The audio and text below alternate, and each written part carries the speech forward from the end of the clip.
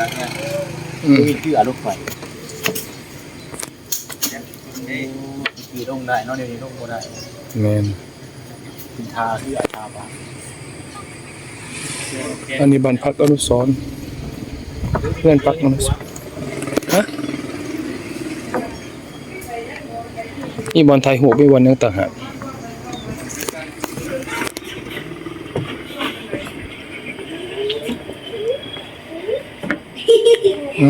บอลนี่อ่ะที่นี่ไม่ฝามากโดยมากเป็นการชมไหนครับไปแต่ปุ๊บบื้นนะว่าเช็คอินเด้อบื้นไว้เช็คพอดีนี่ได้ไหมยังอันนี้น้ำเพิ่มอ่ะยืนไปเดินไปเดินรักนุ๊กเอานกไปเก็บเสื้อไปเนี่ยไหมเครื่องน่ะเก็บเครื่องมือเก็บตาเก็บเครื่องได้ไหมเครื่องมันยังเดินทางกันทุกท่านไปที่นี่อยู่วันพักเดี๋ยวบื้นเท่ากับมาเก็บข้อมูลกันหลายอย่างอยู่ไป้าเอ้าสุกโกไปหาตัดผมก่อนมานี่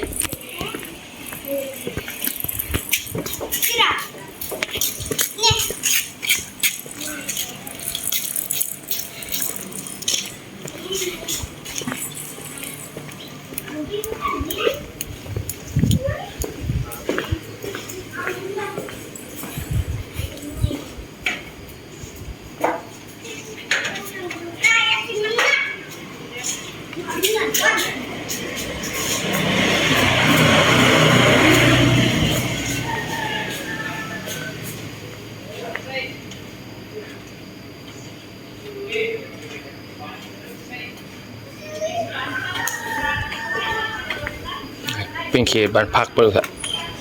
สามารถจอดรถเขาในเอารถขามไปที่ไปจอดทั้งในได้สบายเขาจอดทั้งหน้าก็ได้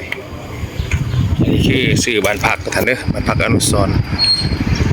อยู่เมืองปากลายแขวง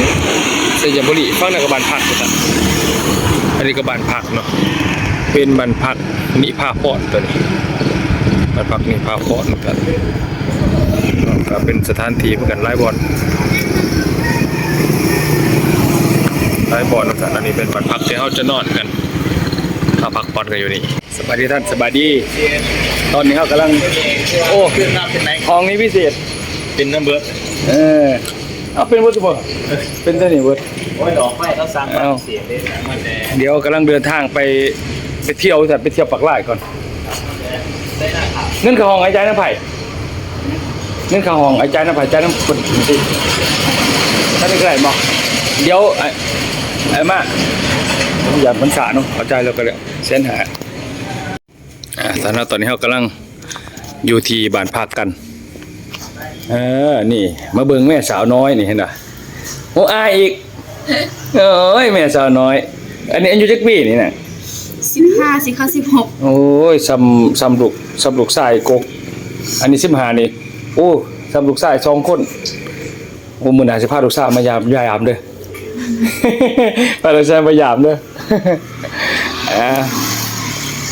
เดี๋ยวเฮาไปทุกท่านเอาไปเลาะกันไปเลาะยามค่ำคืนไปเลาะยามค่ำคืนพี่ใหญ่พร้อมที่จะพร้อมแล้วเนาะออกไปกินข้าวก่อนจัดไปฮะไม่ได้บอกว่าข่อยว่านี่เนาะตอนนี้ไปนี่บ้านพักเข้าสัตว์เขานอนอยู่บ้านพักนี่โอเคนอนอยู่บ้านพักปะโดมื้อแรงจังโทรหากันเดี๋ยวแล้วผู้ไม่อีกแล้วขอโทษด้วยนะติดตามถึงโทษนะทุกท่านตอนนี้เขาออกจากบ้านพักมาเดี๋ยวนำเข้ามาจะไปดินไปเลยเซาดาวน์ตอนนี้เขาเดินทางอยู่เมืองปากลายแต่เราเส้นทางก็มืดอยู่กลางคืนกลางเวทนี่แจ้งแมนก็คืนมันจะมืดจะเป็นแนวไหนท่านโอ้ก็อู้มองนี่แหละมันเป็นแบบจุกจังเลยกันตอนนี้พูดไปทางนี้เลยไปทางไหนวะเอาข้าวหอมนี่ก็ได้ข้าวหอมนี่ตัดหอมเลยเนาะตัดไปเลาะเมืองปากลายย่ำคำขึ้นกันแล้วกันเพราะว่าไปแต่มันเหมือดไปท่านนี่ก็เหมือดดูบ่แห้งเนาะอันนี้เป็นทางตลาดบ่นี่ ตัดนี่เลยแล้วเข้าไปแล้วดิต้องไปให้ทั่วเบิดเมืองปากหลาย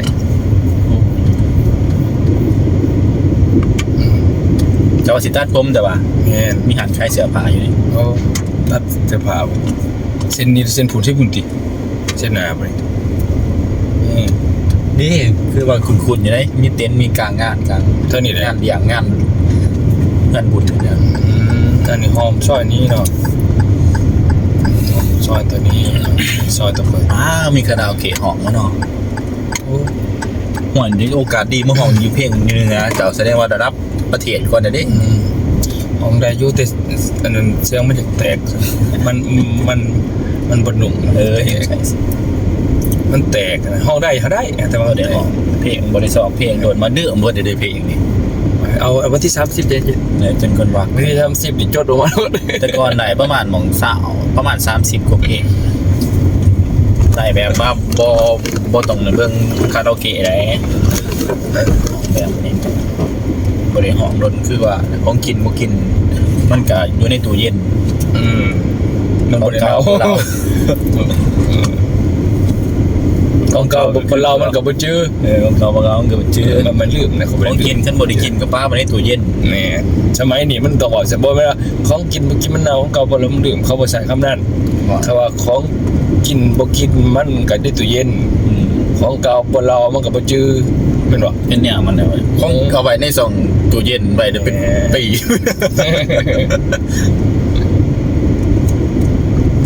อันนี้มันเส้นกลางคืนเส้นทาง เพิ่นมาประธานมาอยู่หันเพื่อแพร่บ่ เพศ เพื่อแพร่มันก็สิกลายไปอยู่วันนี้เพราะเฮาเดียวมันจะเทิงมันอยู่หัน แม่นบ่ อยู่บนดุมแล้วก็สิบอกว่าเพื่อแพร่นี่ ที่เท่านี้แหละ ตัวนี้บ่บันพักเพื่อแพร่ยังก็ ก็เลยเพศซื่อ เพื่อแพร่ แล้วก็จะออกมาจากที่พักนี่สิไปหาในแปลนี่นี่แหละขอในแปลนี้ น้องยามเป็นหนึ่งสุดขาหนึ่งสาวปากลายมีอะไรงามเมืองลาว เงือแปะซ้ายของวิวเงือแปะซ้ายของวิวโอ้ทางลงไปสิครับทางเบิ่งนี่ล่ะบอลไปจะโดย ผู้ยันเทิงนี่ก็จะ เอาลงบนถึงบ่อยู่ถึงเบิ่งคือเพศที่อยู่ถึง ผู้ยันลงไปคลองนี่พิษได้ดิ ต้องมีคนจอดรถจอดนี่ประจักษ์ดีคือเพศนี่แม่นี่ดิ เพื่อเพศแต่ว่าบนจอดโดดได้แต่ว่านี่ เนาะจอดนี้ติบ่จอดนี่บ่คือ เขา บ่ ว่า เขีย มี น ทางเหือทางบ้างเกิน ให้สิไปให้เฮาย่างขึ้นมาขนาดนั้นคุณหรือว่าจอดอยู่นี่จอดเท่านี้ติบ่หันสุดเลย ตัวลงคลองนะ เขาว่าจอดอยู่นี่ จอดยี่เทิงคนเนี่ยมันเป็นทางเหือ หรือว่าจอดอยู่ถึงเขาย่างมาสิบ่แล้วก็เอาทางใหม่นะหรือว่าย่าง ตัวนี้ทางบ้างเลยดิ บ่ ทางเหือทาง แล้วมันท่าวักบ่นี่แสดงว่าเฮาขึ้นไปจอดรถอยู่ถึงสิบ่แล้วก็ย่างลงมาสิบ่จังซั่นติ นี่ตัวจ้าเขาจอดนี้ ลองไปเบิ่งครับสงสัยเมียนฉันเฮา โอ้ยเขาสิ้นแล้วทางขึ้นข่อยเนี่ย เฮาคือทางเหนือเฮาก็สิ้นอยู่แล้วล่ะทุกท่านอันนี้คือเส้นทางเดินเส้นทางไปเนาะไปหาผมจอดสายมือสิเนาะก็ย่างลงไปใหม่สิเนาะนี่เนาะไปกี่วัน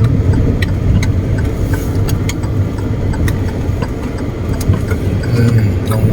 ตะเล่นข่าววัฒนธรรมอยู่นี่เขาจอดนี่เนาะดักกันยางลงหาน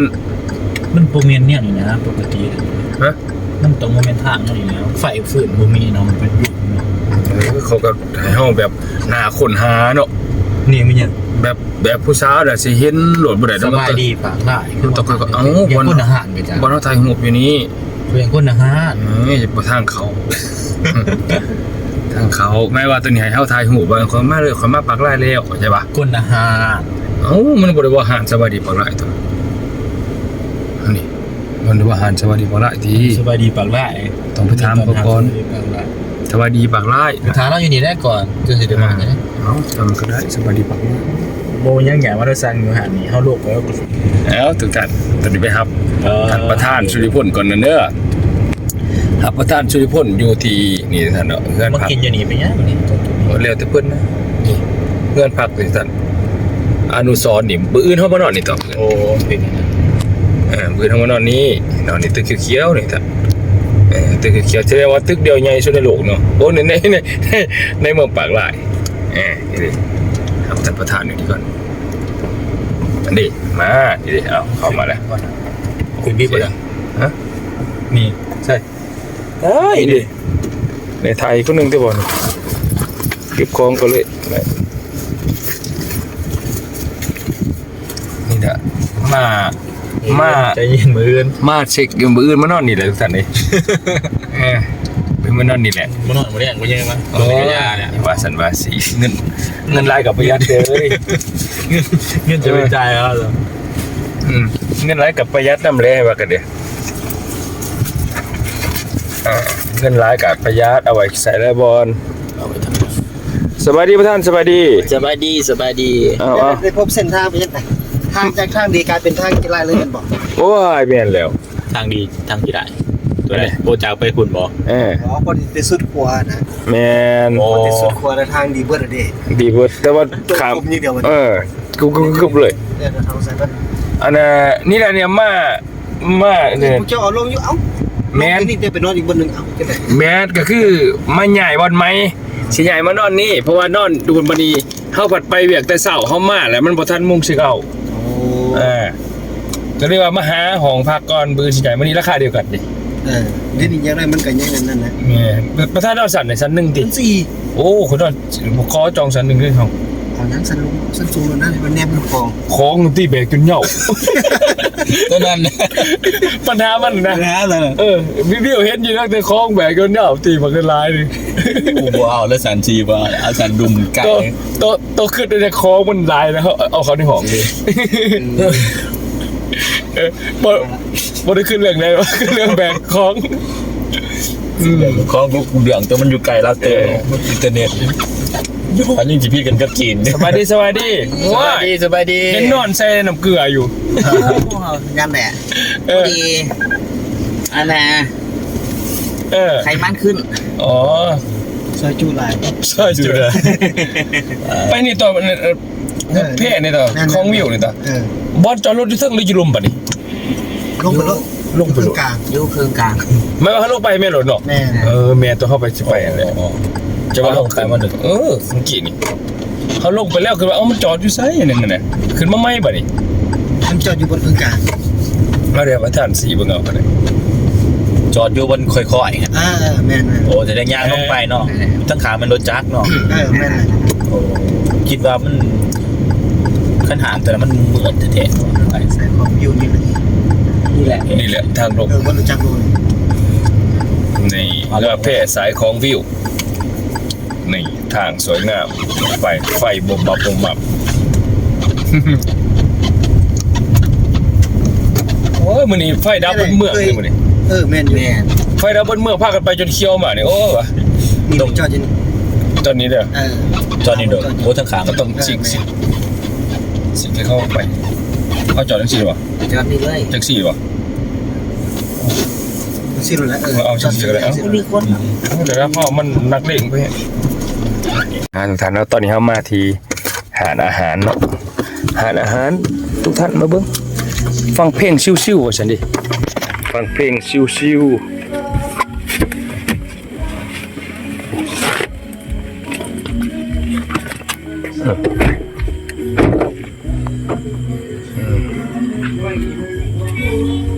นี่เหือแพร่สายของวิวว่าฉันได้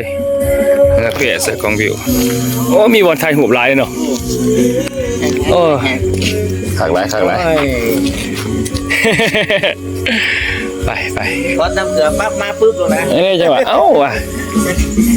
เห็นเพิ่นนั่งนอนใส่น้ำเกลืออยู่นี่เหือแพร่สายของวิวเป็นดนตรีสดบ่หรือว่าได้สดบ่สด อาจจะเพลงหมด โอ้ยบ่ไหวบ่จื้อคันมีจอห้องได้คันว่าบ่มีจอคิสลิงนึงโอ้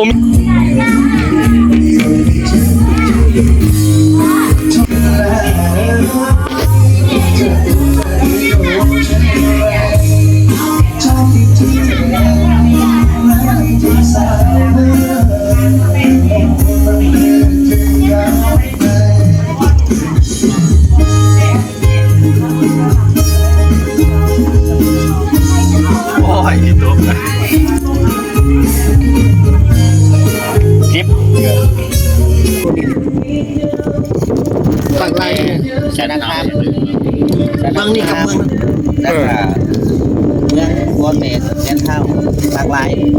ขึ้นไปกันบ้าน ก่อนจะได้นี่เมียได้ นั่นเนาะเขาก็บ่ได้แล้วเดิ